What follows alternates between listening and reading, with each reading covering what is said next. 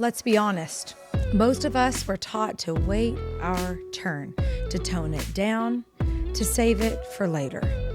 Later, when the kids are grown. Later, when the timing's right. Later, when you finally stop caring what they think. Well, I'm done waiting. I'm Hannah Hembry Bell, Texas divorce lawyer, mom, and woman who rebuilt her life from the wreckage. This is Not Saving It for Later, the podcast guiding women through divorce and beyond. The place where we stop whispering about what's hard and start talking about what's real. Marriage, divorce, money, motherhood, faith, sex, power, no filters, no fake empowerment, BS. Just straight talk and practical truth for women who are done pretending that everything's fine, because your next chapter isn't waiting on permission, and neither are we. And I'm here today with such a special guest. Her name is Sara Glakas. And Sara, I'll tell you what she is in my mind as we get started, but she's a money honey.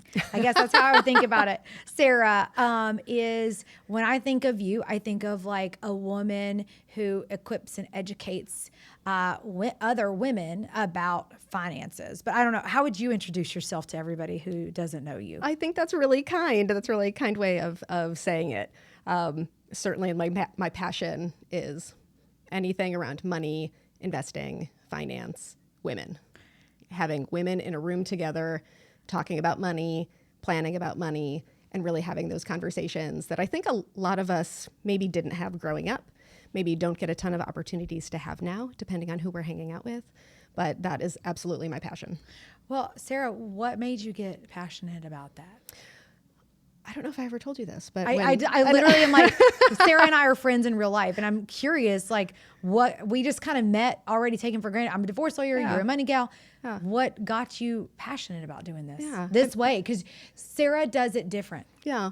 Well, I mean, when I first moved to Austin in 2001, I'd graduated from college with no job, no prospects.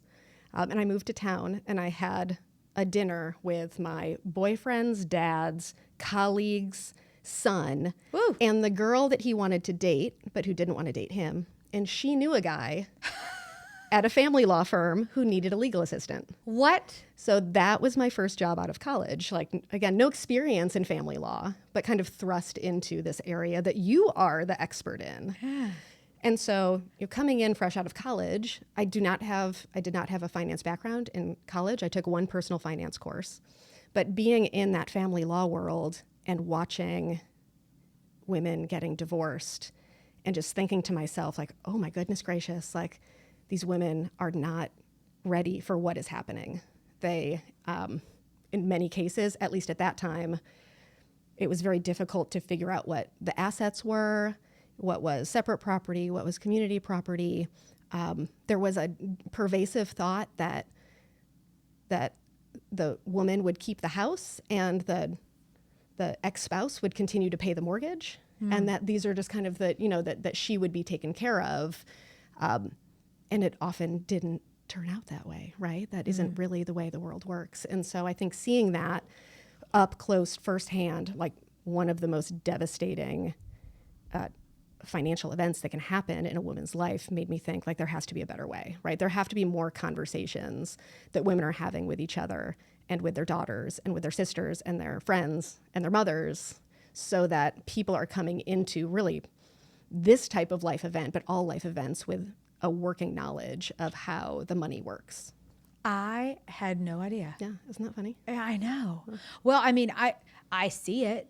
I get it, because I could see someone young and learning and getting into this very quickly. You'll see what we see at the firm, my law firm in Austin, help where we help marriages end well. Like, we see that all the time, right? Where people, women in particular, will come in with this misconception or, I don't know, ill-founded demand or desire that, well, yeah, I mean, I'm going to get the house. He cheated, so I'm going to get the house. I'm going to get the, and they have no grounding in reality, right, and no information, right? Because information is power. Absolutely. And so when you have the information, and that's what we've created this divorce prep guide called My Confident Divorce.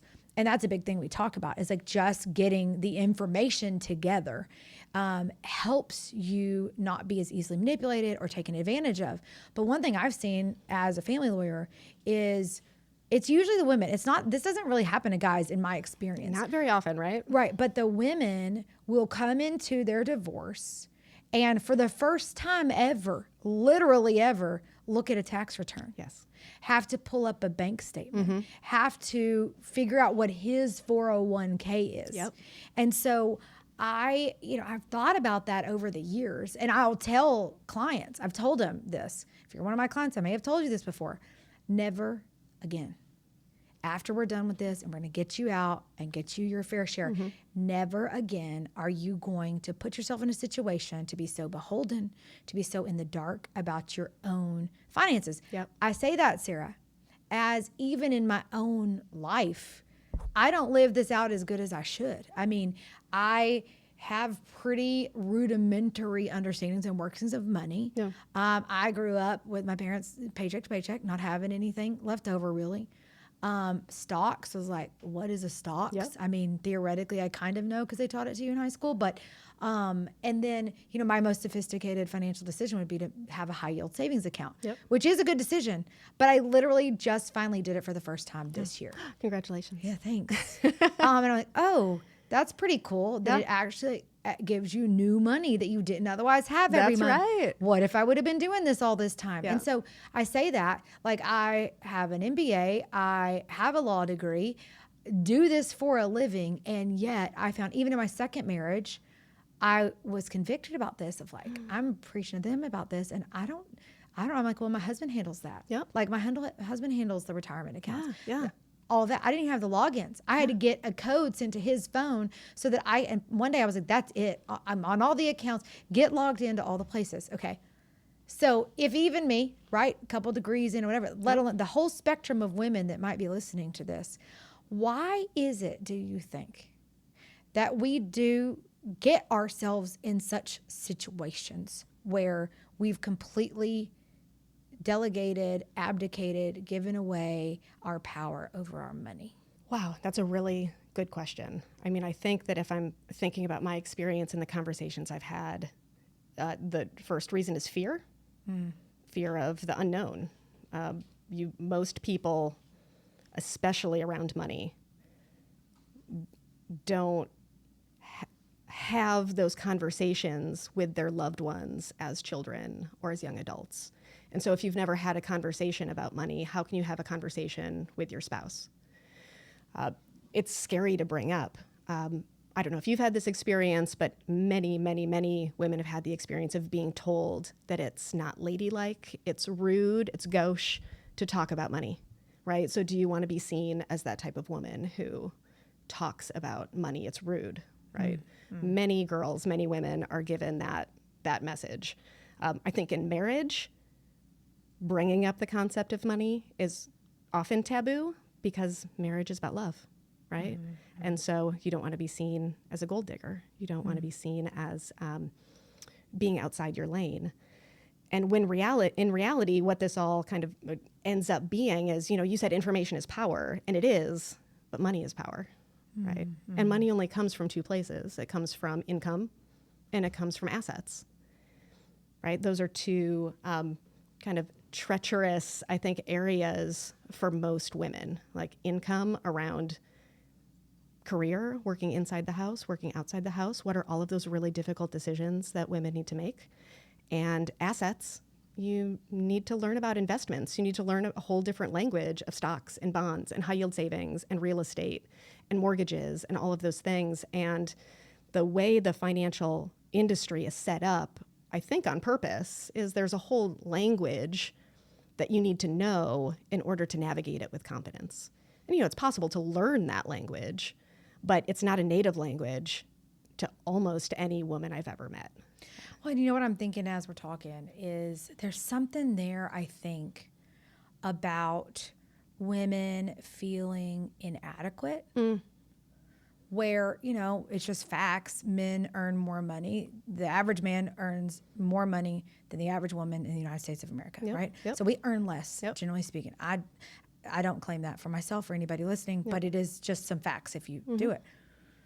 So it seems to me, Sarah, there's something there about like being an ostrich about it, putting your head in the sand, because then you don't have to face the uncomfortable feeling of, I don't have as much as I should. Yeah. I don't earn as much as I think I'm worth. I made decisions in my life where I put my career on the back burner, and maybe I don't love those decisions. Yeah. And this makes me face it. Maybe it's fear that when I look like I don't have enough, and I'm not going to have enough when I retire, which everybody tells me is the point of money anyway. So if I don't have enough money whenever I retire, like what does that say about me?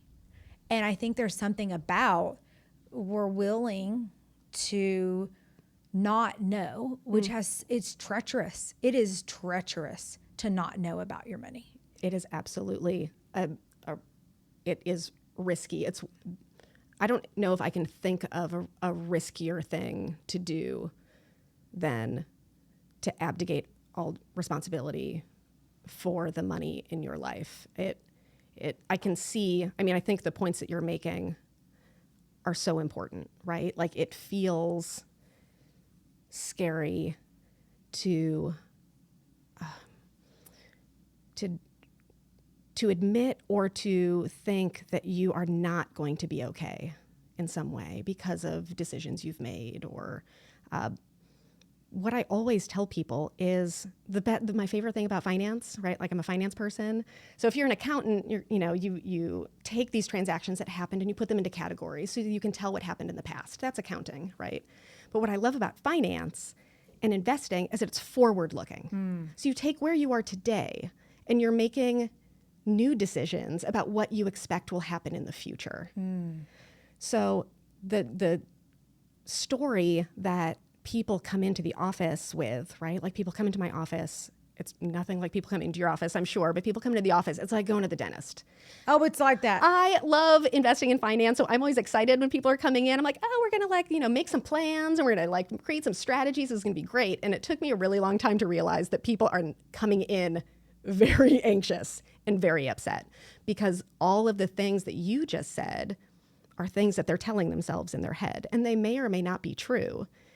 But what I love about what I do is that it matters in some sense, but we start over from today, right? Whatever the decisions are that you made in the past, we start with new decisions tomorrow. And it's really empowering when you start getting that money story into people's brains, into people's vernacular, instead of the ones that I think are most common. It's fear, almost always. It's I'm afraid of what this says about me. I'm afraid of what it says about my marriage. Certainly, I think there is a discussion around gendered roles. Very often, if a married couple comes in, the husband has kind of been given the responsibility for being the CFO and being the money person. And he doesn't necessarily want it, right? It's a lot of pressure to be making all of those decisions, especially if you feel like you're on your own. So by the time people get into the office, I think it's because women want to be that partner, and or their spouse has asked them to be that partner in financial decisions so that they're not making all of the decisions single-handedly. Certainly on the other end, you have spouses that are taking that power for more nefarious reasons. Well, and I probably see a lot more of that than you, Sarah. Correct. Right? Because you're seeing people who are, forward looking, trying to make some plans, or after divorce or something, doing the same thing. Yeah. They come to us when there maybe is some treachery or something happening. Because what I'm thinking about is, you said money story. And I think that means something to you. I think that's a term of art. What do you mean money story? Yeah. So recently, with some of the work I've been doing with some organizations around town, the YWCA Greater Austin, certainly in the Austin Women's Investing Group, we've been spending time thinking about financial therapy, and that it's a subset of therapy, where one of the things they focus on are the money stories that play in our heads that impact nearly every decision that we make. And those money stories come from somewhere. Most often they come from our parents, right? Or the families where we grew up. And so you can, if you think about it, you think, well, why does the thought of opening a high yield savings account make me nervous? Why do I get a pit in my stomach when I think about asking my husband how much money we have in the bank, right? Why is that you have those reactions to something that really is just like a transactional piece for a lot of people, not for all people, but people often bring in these emotional responses to money. It's not logical. No, it's really important to think about where those stories come from, because most of the time, at least the money stories that I hear, they are not empowering money stories.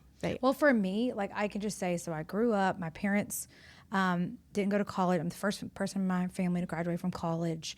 They worked, my dad was a courier and my mom worked for Aetna Insurance and worked hard and made a good life for me and my sister.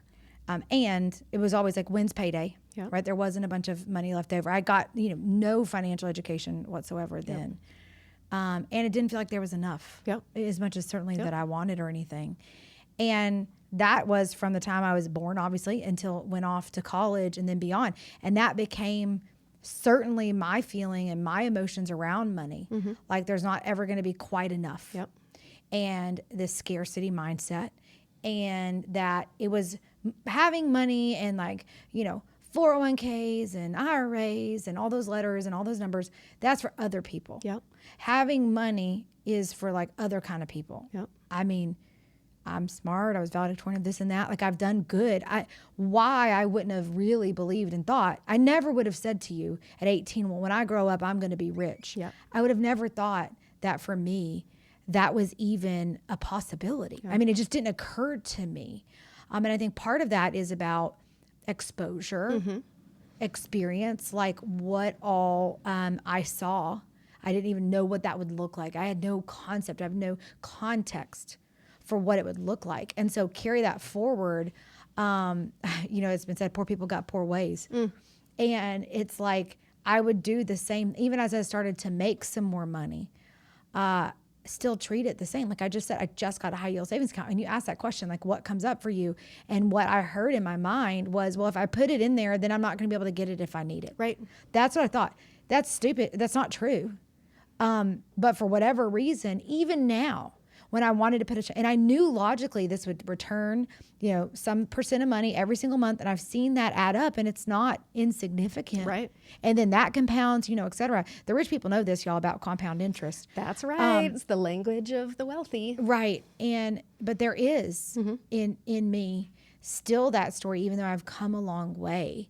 So for women who are thinking about getting divorced or in the middle of it, or maybe they're post-divorce, how do they figure out what their money story is? I mean, I would say if you have the wherewithal to do work with a financial therapist, that's the place to start. Okay. Because these are, as a financial advisor, it is imperative that I understand that people are coming in with these money stories because it's the only way that I can advise them, right? I have to be able to figure out that what is the question they're actually trying to answer, and what is the plan we're coming up with that they can actually live with. If you're not quite there, ready to go to a financial therapist, I really do think it's, the therapy language of recognizing what's happening in your body when you're thinking about money. So awareness, mindfulness, like what is happening, and then really just taking a minute to think about what memory does that bring up for you? Like, is there a memory that you can connect that feeling with? And we almost always can, right? Sometimes it's something that you experienced. Like I'll find, like my money story, I also grew up rural. I grew up on a farm. And all of us going back through the generations tie back to the Depression, right? I was not even close to being alive during the Depression, right? But the stories of the suffering that happened in the family and how frightened people were of not being able to eat because they, sold the grain and the check that they got wasn't even enough, for a week. Those stories get passed down too, and they get ingrained in the lessons that we teach each other. So that is almost always where that scarcity mindset comes from. Like your people in your family are doing the best they could with the tools that they have, but many of us are years and generations away from that economic and financial trauma, but we carry it with us. I think for me, I remember growing up and always being like, well, payday's next Friday. And my mom like using a credit card to help provide like the things my sister and I needed. And I'm so grateful she did that. But it came at a cost to her. I remember my dad getting really mad when he found out. Yeah. And some pretty big things along with that. So this idea that if money was spent for what I needed, it would create a lot of debt, and then the debt would get me in trouble. Right. And it would cause friction in your family. And no child wants that, right? Have you, Sarah, advised your clients to use AI to help them process this? I don't know if this is an area that I think that AI is helpful. Say more. Ooh, there's something there. Okay, what? There is something there, and there was just an article about this in the Wall Street Journal. Maybe it wasn't the Wall Street Journal. It was an article I was just reading that at least the way that I use AI, it's trying to please me. It's a sycophant, right? It's trying to get the right answer. However it's set up, it's trying to get a gold star for the answer it's giving me. So my fear is that whatever you are asking it, the advice it's giving you is reinforcing the own views that you want it to reinforce. Have you tried it? I have tried it. Did that happen? I can tell that it's trying to please me and not necessarily provide the in-depth analysis that I think a professional could. I'm sure with prompting that someone can be sophisticated enough to really, like with good prompts, get insight into this. And I actually think that even the field of financial therapy is fascinating. Just knowing what different money stories are. The way that I would use AI here is I know that there are at least kind of 4 archetypes of money stories, and now I can't off the cuff remember what they all are, but it's kind of like when you take one of those, like a personality test, Myers-Briggs, right? or something. Yeah. And you're like, oh, this sounds like me, Right. Right? And this is, now I can recognize how this is showing up in my day-to-day spending decisions, or, what conflicts am I avoiding? What conflicts am I creating in terms of money? Just so that you can be more aware, because money is a tool that hopefully you can figure out how to use to get what you need and what you want to live your life, right? And we put so much more into it, right? We put our own money stories and our feelings and our emotions into it, and we give it that power. But you can kind of back some of that power and that feeling out of it in order to make more analytical decisions that will probably work out better over the long term versus doing everything on vibes or everything by gut instinct or everything based on how a decision does or doesn't make you feel. Yeah. Well, and I think with the AI tools, one thing I could imagine if somebody was messing with this, they could say talk to me like a very experienced money therapist who has a finance background, and don't tell me what I want to hear. Yeah. Give me, objective counsel, et cetera. I just think that for people who maybe don't have access to a financial therapist, that would be great. But for all the rest of us, right? When you feel those emotions, I can imagine just opening it up, telling it those things, and then saying, look, ask me questions that a money therapist would ask, so we can help get to the bottom of what my money story is, and then help me figure out how that pattern may be playing out in my life, because I want to break that. I want to be financially independent. I want to be wealthy. I want these different things. And I think something about my mindset is holding me back. Can you help? So I don't know. I mean, I think, us as lawyers and financial people, we have to say, well, but ChatGPT, and go to the therapist. Yeah. Go to the experts, of course. And in some ways, that little computer has access to basically everything that the world has ever known. Yeah. And can put it together. So maybe that's a thing they can do. I mean, you are very good with off-the-cuff prompts. So you've been thinking about this a whole lot, right? How to use AI as a thought partner, not a sycophant, not, right? I cannot overstate the impact of AI that's a good way to say it, as a thought partner. The way I think about it is the way if I was going to assign an associate a job at the firm, and I think about it like how I would need to instruct them to do it. And I always think of like to get a plate spinning is how in my mind I do this. So like, okay, do it like this and not like this and format it like that, so that the day, what I get out of it is the closest to what I'm trying to find. Yeah. So when I'm talking to it, like when I first started really getting into it in this way, I fed ChatGPT, and I think maybe somebody could do this in this area or some other AI tool. I use Casey Shipp's AI, which is like a energy, emotional, it's more that bend, not necessarily money. But so you're just using regular ChatGPT. I've fed it all of my personality assessments. I've given it so much HANA data. I've fed it transcripts of webinars I've done. I've fed it videos, things like that, so that it understands me, how I speak and all that. And then I've corrected. There's been some times early on where it would like make up stuff. And I'm like, never make up to me. Do not just try to please me. Right. So just giving some of those parameters. So anyway, I'm not trying to go all the most AI about this whole thing. However, to me, the conversation about money and women in divorce land going through this, we have to get it straight in our minds, in our mindset, because I think really a lot underlying women's money story is I'm not worthy. Absolutely. I'm not, like me, that's what I was actually saying, if you think about it. Like, oh, that's for other people. Right. Other people get to be rich, wealthy, or whatever, right? Even saying the word rich feels stupid to me. Like that's something that poor people are like, rich. Right. Nobody that even I know who we might say are rich would say that they're rich. Correct. Right. But I think that it's something about like me, I could have $1 million. No, Sarah. And I think for people listening to this, if they just like go inside the way I feel it, I kind of feel it like in my root chakra, right? Like way down deep, kind of clench up feeling, if I'm honest. And in my heart and in my chest, it kind of makes me like short of breath and anxious. Yeah. Like fear. That's just fear. Yeah. Right. And I think it's in your root chakra. Like for anybody who's into that, that's where our identity center is and safety and all of that down there. Right. And it's like, ooh, this feeling, oh God, even though this is true, even though I've got enough money in the bank now. Yep.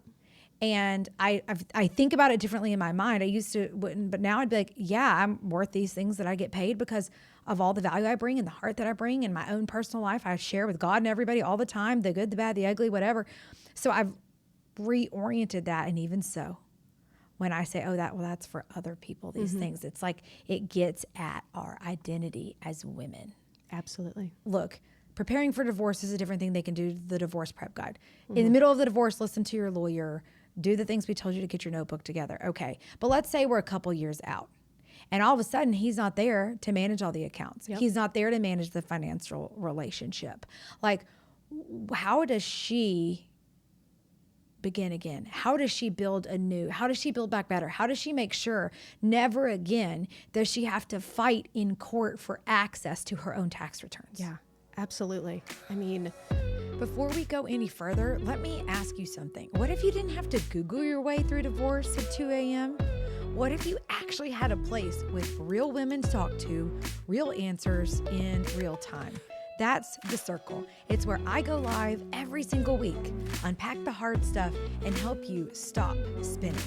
Go to myconfidentdivorce.com/circle because confusion costs more than clarity ever will. I cannot wait to see you in there. A tool I recommend for every client that I work with and every woman that I would meet on the street is called Our Family Wizard. And y'all, this app, this website changed my life. I cannot overstate its impact because we all know that the hardest part, once you're done with the whole divorce thing and you've got your papers, it isn't the decree, it isn't the calendaring, it's the communication. Because if you're in a situation like I'm in, you will get messages from everywhere. Text message, Snapchat, Instagram, Facebook. Now, I mean, it's even worse with all the social media. Phone calls, direct messages. It goes on and on. But what our family wizard does is brings that all into one place. So you have one place to check for messages, one place to be interrupted from your daily life to deal with the whole co-parenting situation. And like, in addition to the messaging, it does amazing things like tracks expenses in real time so you don't have to argue about who did what with what receipt. It does calendar entries so you're not like, oh wait, sorry, I never got that invite, and you have that whole BS where you're not sure what to do. You can check in real time if you're ever worried about a future enforcement of the provisions in your decree or your judgment. This app changes lives, and they've got special promotions and deals for listeners of the show. You can get access to those at ourfamilywizard.com/HHP. Finding a person who can have these conversations with you, I think, is of the utmost importance. Okay. That person can be a friend or a family member who's maybe experienced in money matters, someone that you trust, who you aspire to be like financially, right? Okay. Who's like really educated in these things. It can be a professional person. But these are not things you learn overnight. There is the purely running the numbers version of finance, where if Like a budget? Yeah, it could be a budget. Your budget is your day-to-day in, out, right? So budgeting, personal finance, financial planning tends to deal with the short term. You need money in to balance with money out. That's rule number one. There's no other way around it, right? So if you are short every month, you have to figure out how to fix that shortfall. Bring more money in or stop some going out. Exactly. It's just the laws of arithmetic, right? Plus and minus. Yes, plus and minus. So we all learned arithmetic, right? And so that part is step one, is getting a handle on that. I personally think that with budgeting, whatever works for you, right? Some people have a very casual style of budgeting. I would put myself in there. Yeah, my hands raised. Right? Right. Like, great. Like, you know, if you are saving money, if you have more money coming in than going out, it will accumulate somewhere. Right. Right? It gets more plus. Right. It gets bigger, right? If you're starting to accrue credit card debt, you're shortfall, right? So these are very easy green flags, red flags on the budget. If you have a red flag, you have to dive in deeper. You need more detail. Well, and I think for all of us, there's some like threshold in your bank account by which you think things are going all right. And once it dips below some certain amount, you're like, uh-oh. Right. Right? Like whatever that number is. For me, it used to be $500. It's a little bit above that now. But like whatever that number is, it's like once we've dipped down, you're like, Houston, we have a problem. Right. So that's one way. And for all the reasons you already mentioned, I think budgeting is the most fraught with peril, because the decisions that we make about the money that's coming in are so closely tied to our identity. Like, how do you spend your money is so closely tied with your worth, your perception of worth, creating that psychological safety, all of those things. And so doing a deep dive into the budget is often doing a deep dive into your psyche, right? Mm-hmm. So that I actually personally like to skip over that part, right? And I think with my clients, I get a chance to do that, skip over that part, right? Because then the next part is that once you have your budget roughly in order, then we're talking about investing. Investing is just turning extra money into more money in some way. How do you grow your wealth over time? You have to save your money, and then you have to find some place to put that extra pile of money, right? So step one, high yield savings account, right? Like my pile of money can now earn 4% per year on average. And that 4% will also earn 4%. So you get the power of compounding, and it snowballs over time. Step three is, well, what if we're not talking about 4%? What if we're talking about 6%? What if we're talking about 10%? What are the different types of investments that we could be or should be looking at to make that compounding go faster, grow wealth faster? Like, we are on this earth for a finite number of days, right? We only have so much time to get ready for retirement. So if we've all heard you need X number of dollars in order to retire in America. Like your X number of dollars is directly related to the amount of money you spend. Right. End of story. You can do those calculations. Maybe you need $1 million. Maybe you need $10 million. It comes down to how much you spend each month. But in order to get to that nest egg amount, this is where it is so very difficult for everyone's brains to wrap around rate of growth over time. Yeah, I don't. Because listen, right there, all I have tried to figure out basically for years is what is the amount that I need to have in the bank when I retire to be able to live the life I want. Yeah. Getting to that answer is not the simplest. No. Because I just want, like, I want to know what's my goal. Yep. Yeah. And then I can reverse engineer whatever I need to do. Because people say, well, you know, how much money do you want to make in a year? What do you, blah, blah, blah. I'm like, I don't know. It's going pretty fine. But if somebody said to me, okay, Hannah, you need to have $5 million in the bank by the time you're 60 years old. Yep. I'm going to get Yep. $5 million in the bank by the time I'm 60 years old. But like, I think, and this kind of goes to a whole different set of questions, but for me, I think the financial industry and the dudes, for the most part, who occupy this space, I don't know. It's like, I feel like they're not that good at explaining things because I think that it's a little bit like Wizard of Oz. Yeah. And the Great and Powerful Oz, and just listen to me, and Yes. like da-da-da, and you go back there and this dude's like, rah, rah, rah, in the curtain. And I feel, because, okay, so this is my story about this whole thing, is when I first moved to Austin, somehow in the LinkedIns, I got in all these financial planner bros LinkedIn algorithm. Yeah. And so they were all wanting to meet me. Yeah.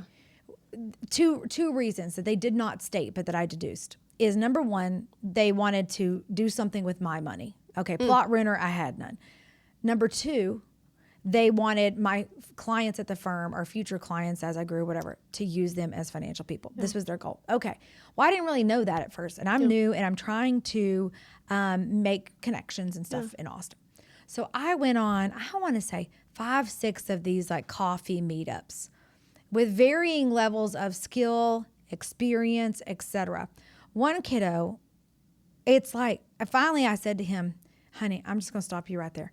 You're doing some sort of a script on me that somebody at one of these outfits told you to do, but you're not listening to what I'm telling you. You have not done your homework on me to be asking me these questions. And like, I'm not interested in like sitting here for 45 minutes while you practice a script on me. Like I'm not doing it. Yeah. And one of the things, this is like the most basic thing, Sarah. Finally, I'm like, okay, I see what's happening. And I'm like, look, I don't have any money. I just got married. All I have is credit card debt. Any money that we have is my husband's, like literally separate property that he brought into the marriage. And I don't have any money. So I'm not your Huckleberry. I'm not what you want in that. But what I try to do is use these conversations to understand. Yeah. And I was just trying to understand, like, okay, how do you get paid though? Yep. So like you're a financial person at one of these places. And then people give you money, and then you go do booga booga with it, whatever.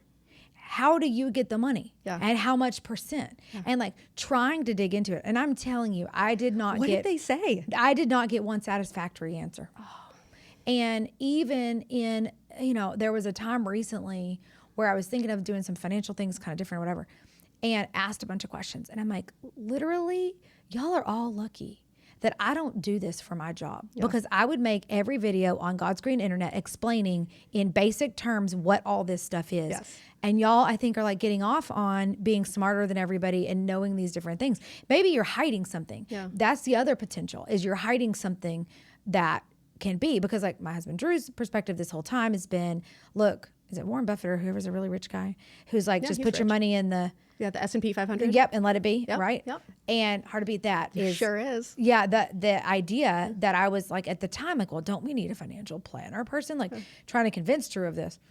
And I never got the data with which to take back to him to try to convince it. So like, I think too, for women post-divorce, there's also a lot of these financial people who will be like, oh, I'm a CDFA. I'm a blah, blah, blah. All financial people love to quote letters at you.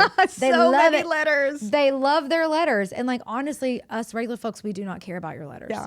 I don't know what that means, but I think that there's this idea, and people do want to help women, like you're saying. Yeah. Are you a CDFA? No. Okay.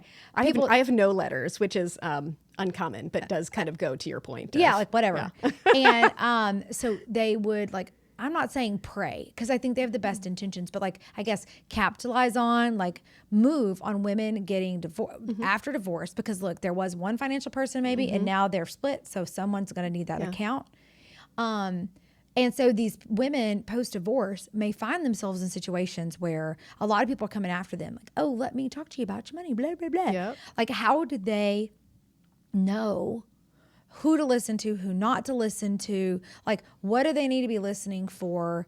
And like that's number one question, compound question. Number two question would be about like, what are the basic things we need to understand if we don't know anything? Like if we don't know anything about anything about money, and we're 2 years out from divorce or 10 years out from divorce, what do we need to know? So like, how do we pick who to listen to? And then, okay, forget them and say they can't get to them, Sarah. What can you tell us that we need to know at minimum? Yeah. I have a lot of feelings about this. Okay, good. So I'll remember the first question, then probably ask you to remind me about the second one. Yep. So in the financial services industry, the opaqueness is by design. Okay. Right? Because it's how we make money. And so we want it. The Wizard of Oz metaphor was a good one, right? Like we want people to think that they need us, the royal we, right? So in the financial services industry, there's nothing like the phrase financial advisor is generic. It doesn't really mean anything. It doesn't. Your Uncle Joe could be a financial advisor. It implies that you have passed some type of certification, either with securities or investment advice or insurance, right? But those are very, very different and big things. I think the two most important things to ask someone that you're potentially working with are the ones that you asked. It's how do you get paid, right? There's a handful of ways that advisors can get paid. The most common still to this day is on commission. If I convince you to buy a mutual fund or an insurance annuity or an insurance contract, I get a percent. Maybe it's 6%, maybe it's 7%, maybe it's 8%, which is not a small percentage. And I'm paying it. Yes, it is coming out of your return. contract. It's coming out of your return. So that is the absolutely first thing to ask. The other most common way advisors get paid, and this is how we're mostly set up at Black Barn, is a percentage of assets under management.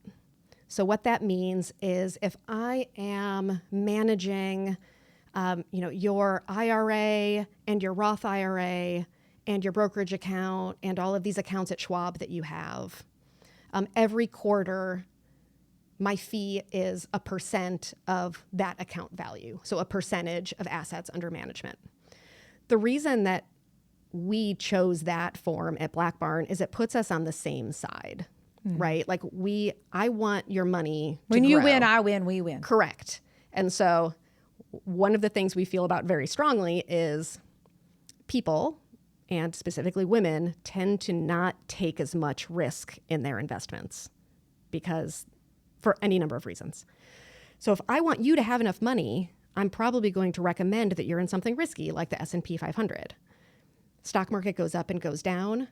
My revenue, my fees go up and go down alongside with you, right? Mm-hmm. So we are in the same roller coaster. We are in the same boat. And the reason I would recommend that to you is because I think it's in your best interest. So knowing how someone gets paid is of utmost importance.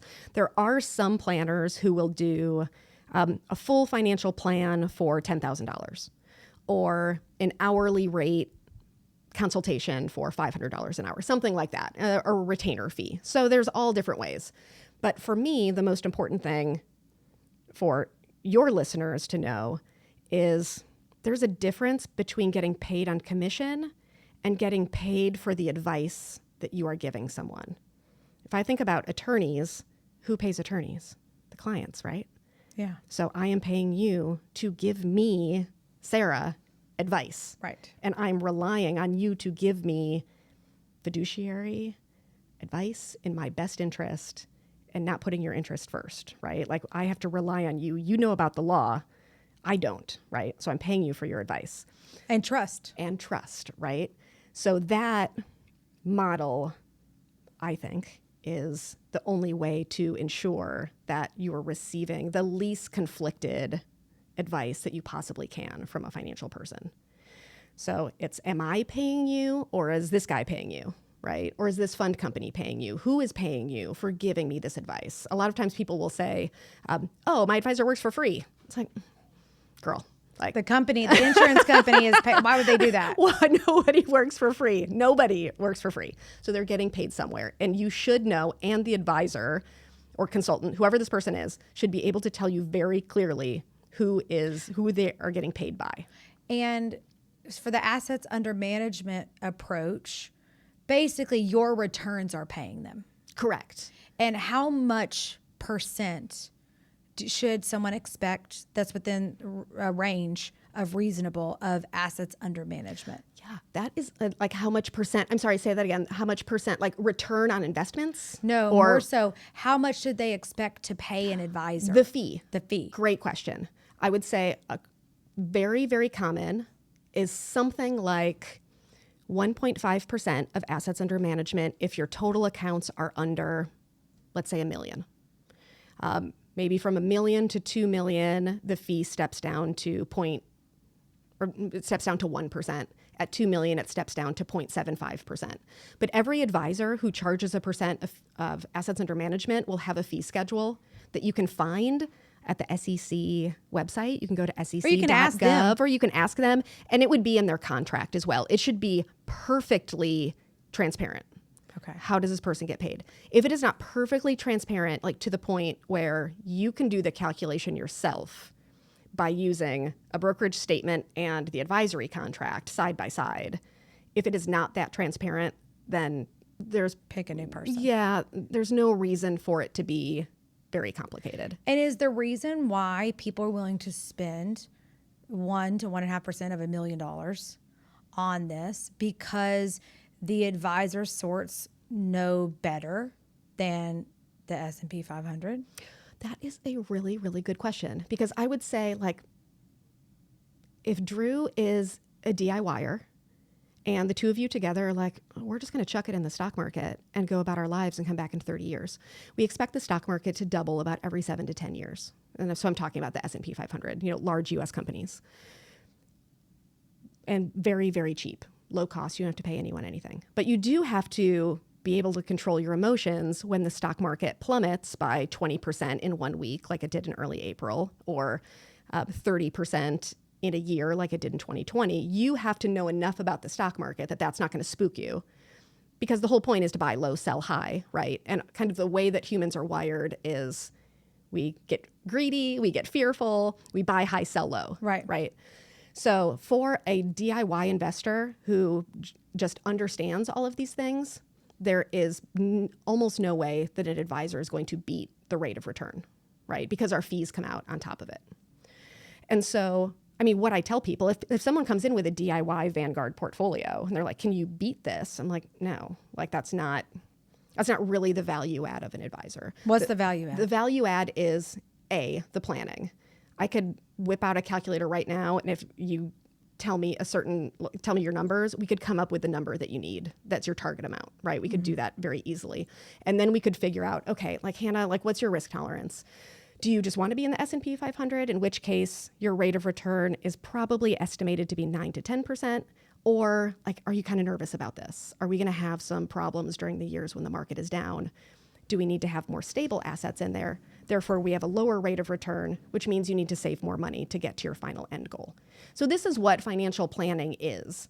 And when it comes down to it, there's really only 5 inputs in these calculations. There's the amount you're starting with, which is your present value, the amount you're trying to get to, which is your future value, the amount you're able to put into the accounts, which is your savings rate, the number of years you're going to do it, and what's the rate of return. Yeah. Oh man, I just had MBA flashbacks to that. Right? Class. You took finance classes. The net present value of money.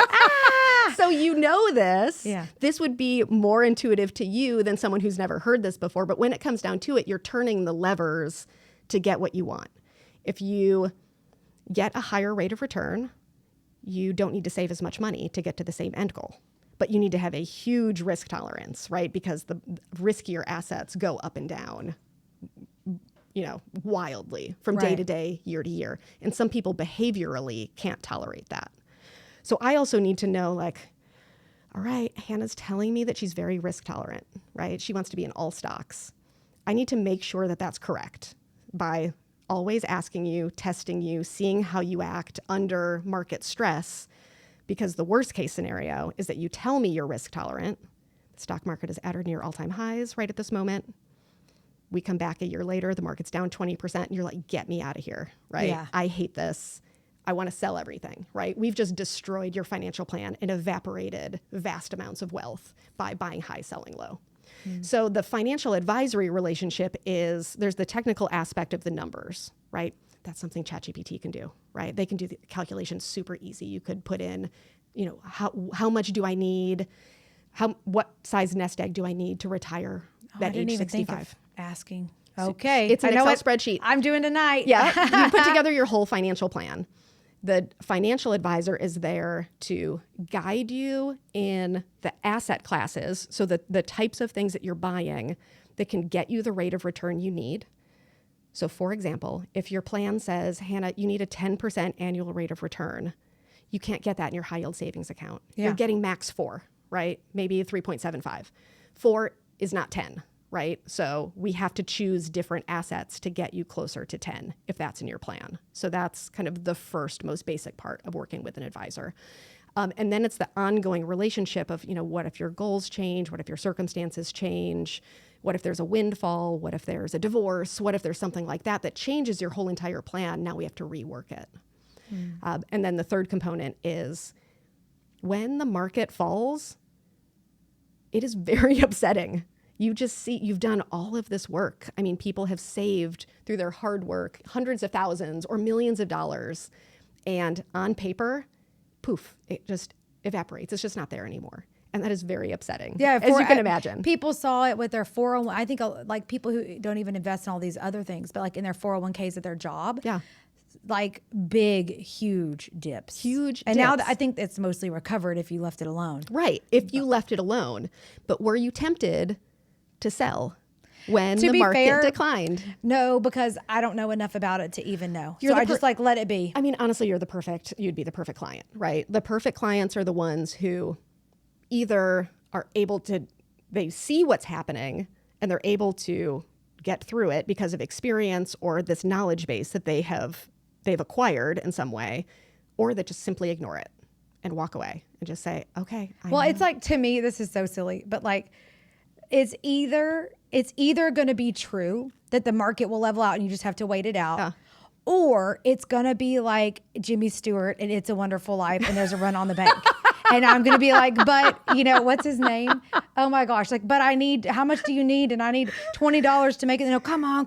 You know, so in my own mind, That's it's like hilarious. one of those two things is going to happen. Either it's going to work, because that's what all of them say. Yeah. Or there's going to be a run on the bank and everyone's screwed. Right. So like, that's how I think about it. That is a very constructive way to think about it. Oh, right. Our yummy. entire economy and financial system is based on things working in the future like they have in the past. There's Right. no guarantee, but there are a lot of people with a lot of wealth invested in this economy, in this financial system, that need things to by and large continue the way they are, right? So you have to have a little bit of faith and a little bit of, you know, underlying knowledge that that is the case. That if you are a part of the investor class, you are sitting alongside Warren Buffett, right?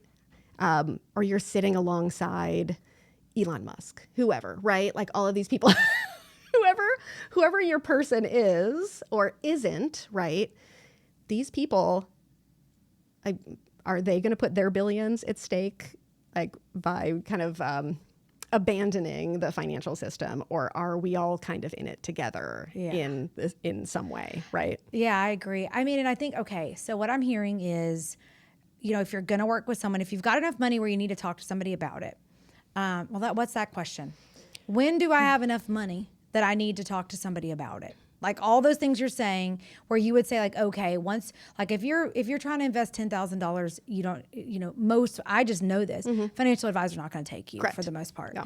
It has to be a certain amount of money for it to be worth it. Some have pretty high thresholds, like $2 million.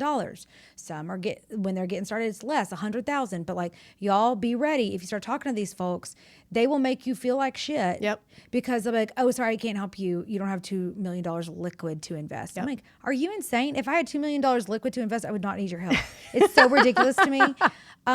But they're also, it has to be worth their time. Yeah. So like, at what point should women, what amount of money do they need when they need to start asking for these advisor sorts, so they can then ask them, how are those people going to make money? Yeah. I mean, I think that there are really, really amazing resources. I mean, so I'll like just throw out as a plug, the Austin Women's Investing Group in Austin. There are free resources of women sharing information with other women. There are plenty of books. There are plenty of podcasts. You've been on podcasts that I do, where you are learning the basics with a relatively small amount of money. And so if we're talking about $10,000, the best thing that you can do is add to it through savings, right? You have $10,000. In order to make it grow by 10%, you need to find another $1,000 and add to it, right? That's a really good rate of return, right? You've just Get grown more it, money. Get more money, right? And you can go, like, it's kind of phase one is grow that nest egg by hook or by crook. Learn as much as you can about how to invest in your 401k. Get the free money you can. A lot of these are like personal finance decisions, right? You can get really far on your own. Typically, it's time to loop in a professional if you are unable to move forward with these decisions. If you have accumulated $100,000, let's say, right? Just brute force of saving it in a high yield savings account or something like that. And you cannot get to a comfort level where you're taking the next step of opening a 401k, funding a Roth IRA, investing in a stock fund, kind of whatever the next level real high growth opportunities are, you need to find someone to help you so that you can continue moving forward on your journey. And sometimes you just need someone who's there to just like hit the buy button, right? Like I have no qualms about buying the S&P 500 index fund. I do it every day, right? Like I love it. So I'll go in and hit the buy button. But a lot of people get hung up just in taking that action. Yeah. Feels very high stakes, right? Mm-hmm. Like, well, what if it's the wrong time? What if it falls? What if it goes down tomorrow? I buy it today and then it falls tomorrow. Like I would be like, well, that's just the way the market works, right? But you would feel, not you personally, but someone might feel like a failure. I did it wrong. I'm doing it wrong. It's going down. I'm doing it wrong, right? So you need to start layering in a professional to help you with that. If you still have a relatively small asset base, so I'm probably thinking 500,000 or below, you're going to want to be looking for a certified financial planner who, I say certified financial planner because they always have to operate under the fiduciary standard. Which means I put your needs ahead of mine. Correct, right? They're always a fiduciary standard. And so I would find a CFP who would maybe do some hourly work for you. Okay.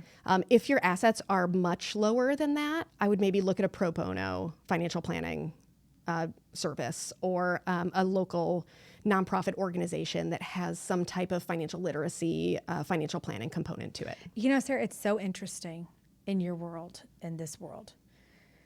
Like under $500,000, $100, like, cause to me, having $100,000 in cash in the bank means you are rich, right? So like doing that, but it's like, okay, I have $100,000 and I need to find somebody to do it pro bono. That is the way the industry is set up. Seems like there's got to be an answer to that for some whippersnapper to come in who isn't. It just seems like if I was, I don't know what I don't know, but it seems like, okay, yeah, obviously more money you make bigger, but like, couldn't somebody do some volume and like? So if you're, on that's a really good point. And there are services out there that will augment these other services that I mentioned, right? So for example, if you participate in a 401k plan at work, there's a plan administrator for that plan. and they have financial consultants or financial advisors that are available to answer your questions. I would call them first. They will offer you advice on the plan that you are participating in, but they'll often provide advice on what they would call your held away assets, right? Like the assets that aren't part of the plan. So that might be free. Cool. Right? It's baked into the cost that the employer spends to have the plan in place. I did not know that. If you have an account at Vanguard, Schwab, Fidelity, any of the big guys, they have financial consultants on staff that'll answer your questions. They aren't typically allowed to provide advice, right? So everything will come with a caveat, right? Well, this isn't financial advice, but what you might want to look at is this S&P 500 index fund, or this technology fund, or this bond fund, right? They'll give you some guidance, but won't be able to call it advice. So that is another route where you can just pick people's brains at Schwab, Vanguard, Fidelity, if you have an account there. So those are really good low-cost options. You might not be getting like the full standard of receiving personalized investing advice that is best for you don't got the money Hannah. to warrant it. Right. But really you're just looking for guidance at that point too, right? Much of the wealth accumulation will come from saving the money, investing it now and giving that time to grow. But if I said before that we expect the S&P 500 to double every 7 to 10 years, if you're starting with $10,000 and that doubles to 20 in 10 years, money's going to have to come from somewhere else to augment it over time. So you're trying to do both. You're trying to save and you're trying to get all of those savings growing as fast as possible over a long period of time. It can be quite boring, right? Like it makes getting rich slowly. Honestly, it makes me feel like I'm kind of tapped into the energy of people who are listening to this, of like anxious. Like, wait, what do you mean? That I have to have $500,000 to have enough money to go to a financial person? Yeah.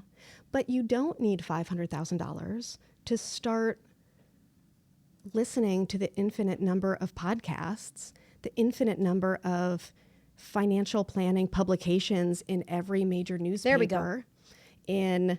Go into Austin Women's Investing Group. Go to the Austin Women's Investing Group.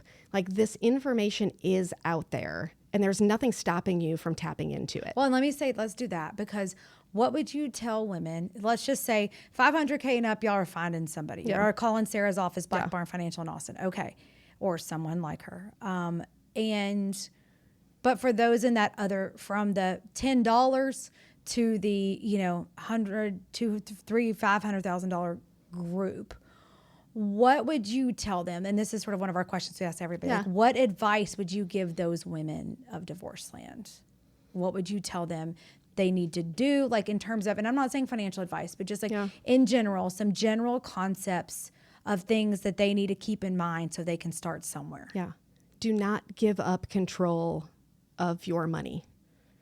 And so if you are starting from absolute zero on a kind of a financial education perspective, I mean, I do think the onus is on you to take responsibility for that. This is your money. There's almost nothing that's more important. Maybe your kids, whatever that is, right? But we're talking about your safety and security and independence and your freedom.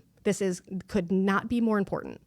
When something is important, you dedicate time and effort to it. And this is not easy. It is not intuitive, but it is of the utmost importance. So you ask all of your friends, what do they do, right?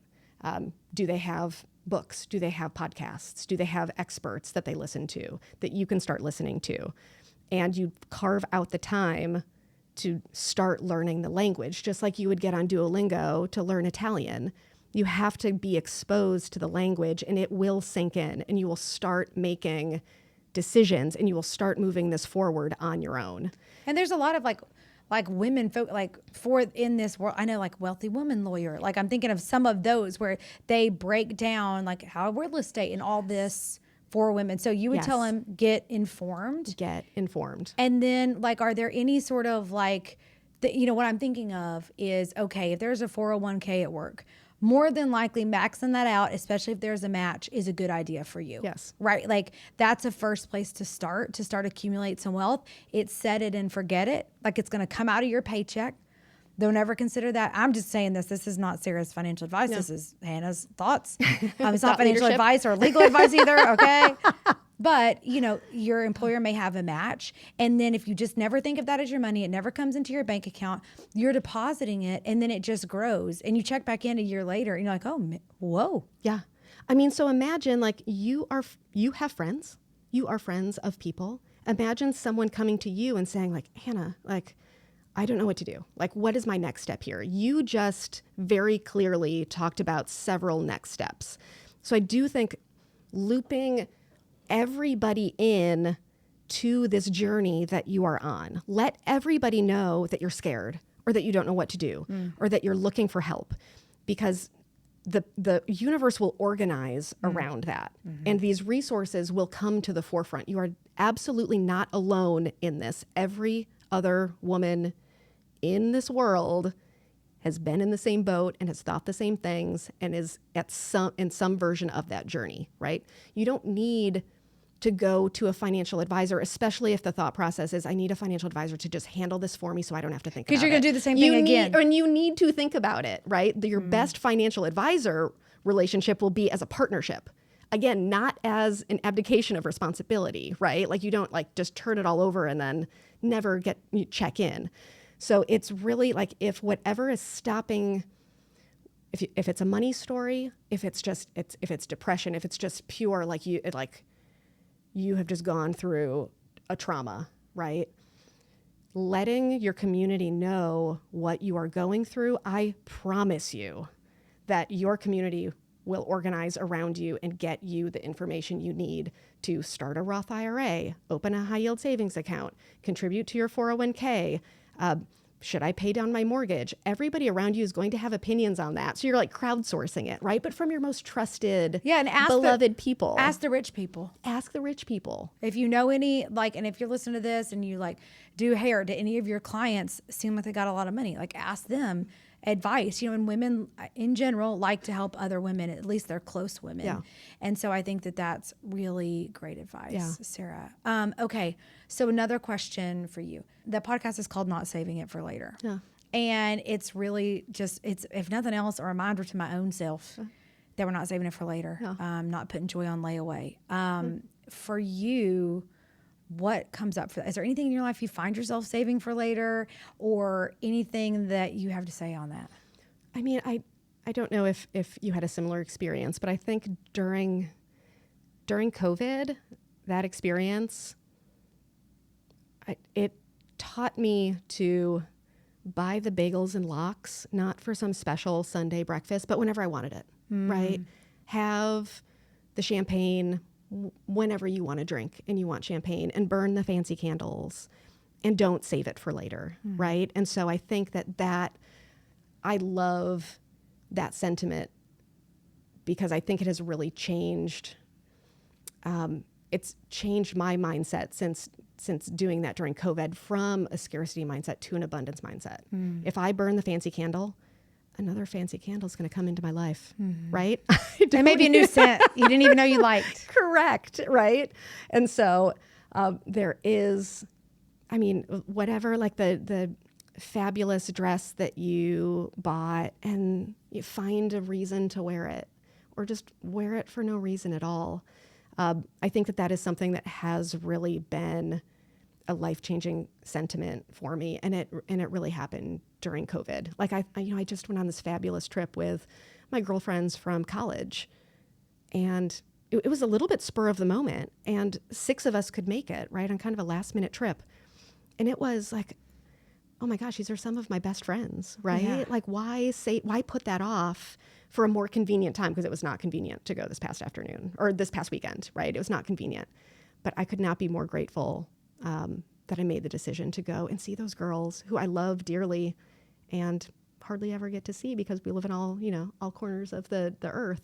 And it was really, really special. Yeah. And so that's how it shows up for me. Yeah, I think it is. I think all of us can relate to that thing about like not burning the fancy candles. I've got candles in cabinets that I've had for years. Like, what are they doing? Right? What are they doing? Okay. And another thing, I always am so curious about this one is, I am convinced that we all live with like one dominant thought at a time. Yeah. Like one thing, it may be an anxiety, it may be a fear, it may be something you're just curious, whatever that is, that kind of circulates for a day, a week, a month. Is there anything like that going on for you? Something that's just kind of been a dominant thought on your mind? Yeah. I mean, I think right now is that there's just not enough time. Right. And that is, I struggle with that. I know I'm not the only one. I know most of the people listening to this are going to have, a similar sentiment. There's just not enough time. Sometimes it feels like it's, like living in a cage that I created for myself, right? I have a business, I have a family, I have all of these things, right? I'm taking all of these trips, right? So kind of you do it to yourself. But then I also remember like, oh, I have all of these things. I have this business, right? That is thriving and requiring more and more effort. I have these kids who are growing up and who I want to spend time with and go and do the things with. And I have these trips, right? Where I get to go and see these friends. And so it's very difficult in real time to keep that a positive, right? Instead of like, oh my gosh, like there's never going to be one moment ever in my life between now and the time I die where I'm going to have enough time, right? But that has been, I think, what I've struggled with for at least the last couple of weeks, I would say. Yeah, and I think that comes up sometimes when it's just such a busy season, right? Crowded in, the fall, moms, kids, all that. Sarah, what if you just started a different phrase? What if you? Well, can I share this with you? Yes, please. What if you just said, "I have all the time I'll ever need." Oh, you're gonna make me cry. I have. Let's say, just 1 second. Everybody, take it in. Breathe, deep breath in, everybody.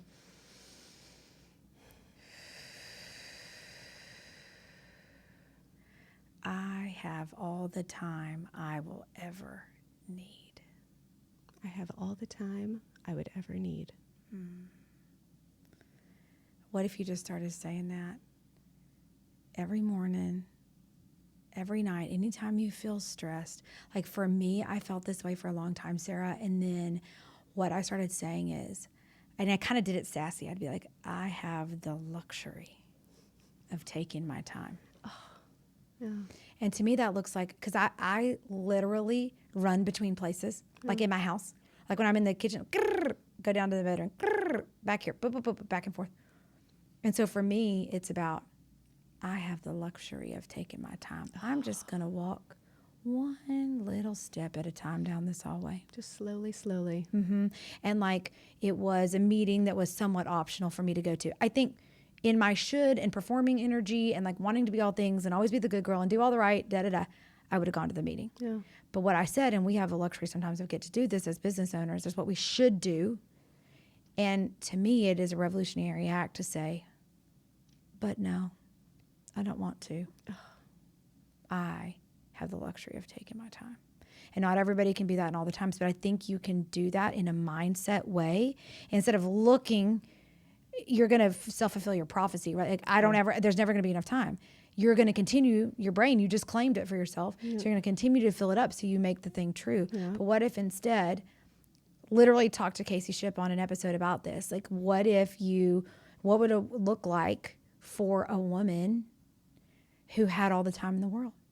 How would she act? How would she show up? How would she behave? What would she do today? And then act in accordance therewith. Right. And like this way, and then like, okay, what would she do? And I don't think it means, like, neither one of us want to be a woman who has all the time in the world. She's not being lazy. No. She's not sitting around. She's just enjoying a cup of coffee for a minute. No. She's not worried that if she takes 15 extra minutes on this meeting, the rest of her day is screwed. Right. I mean, the way that I hear it is, if you have all the time in the world, you're in control of allocating your time and resources according to what you need in that moment, that you're taking back the people or events pressing onto you and you receiving that energy, and instead you are intentionally allocating that scarce resource of Well, it's like time money. Exactly. It's like You've literally already changed your money Right. story, Sarah. Yeah. What if you changed your time story? Yeah. I mean, that is something I will absolutely work on. Yeah, I mean, it's available to all of us. I think it's is. like, I heard somebody ask about it being wealthy, and automatically your brain goes to money. It was Louise Hay, some old Instagram clip of her. And then she was like, but are you wealthy in time? Are you wealthy in relationship? And like wealthy in time. And I definitely struggle with this when I pack it in, da-da-da-da-da. And sometimes seasons are just like that. I've definitely been in that season for me. And it's in these little recaptures. Yeah. So that's one thing. Where can you recapture? Where can you claim something differently? Yeah. And just flip that script? You've already done it with money. It's in wealth, and you're in teaching other people how to do that. It sounds like perhaps there's just like another frontier of wealth as it concerns your time. And it's an attitude, and it's a mindset, and it's believing it's possible. And then it's like believing you can be wealthy right before you are. Absolutely. And then act in accordance, set up a plan, set up some strategies, and then act in accordance therewith. I love that. It's two sides of the same coin, right? When we're talking about these things that we feel like are scarce or that aren't for us. Mm-hmm. But then you claim them. They are for you. Yeah. I mean, I have the luxury of taking my time. Yeah. I mean, or what? If I'm not, then yeah, it's every other outer demand. Yeah. And they're not all doing that for me. Right. Everybody else isn't bending over about, all the time for me. Right. Right. It can't be, because if we're all doing it for each other all the time, whoever gets to benefit from it, are we all just doing things for each other no one even ever asked us to do? Right. Or maybe they did ask and they don't have the right to ask, or whatever. Tell them no. Okay, last thing, Sarah. So any parting advice, if you could only tell the women of divorce land, either, thinking about going through or after divorce, one thing, what would you tell them? The one thing is you have agency and control over your relationship with money. You can grab it.